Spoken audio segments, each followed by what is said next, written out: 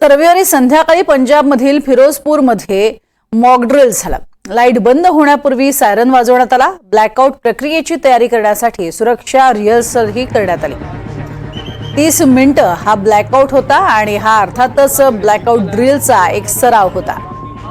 येत्या काळामध्ये कोणतीही आपत्कालीन परिस्थिती घडलीच तर काय करावं यासाठीची ही पूर्वतयारी आहे।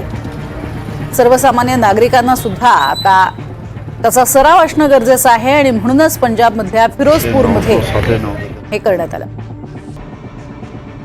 पाहूया त्या संदर्भातली दिलेली प्रतिक्रिया नेमकी काय आहे।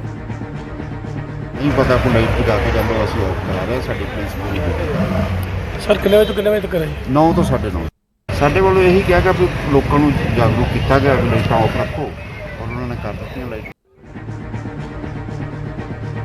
तर लोकांमध्ये जागृती निर्माण करण्यासाठी केलेलं हे मॉक ड्रिल होतं अशी माहिती तिथल्या पोलिसांकरवी देण्यात आलेली आहे। 9 ते 9:30 या रात्रीच्या काळामध्ये हा ब्लॅकआउट करण्यात आलेला होता। हा ब्लॅकआउट करण्यामागचं प्रमुख कारण म्हणजे कोणत्याही स्वरूपाचा हवाई हल्ला हा त्या प्रांतामध्ये होऊ नये यासाठीचे हे अर्थातच प्रयत्न आहेत।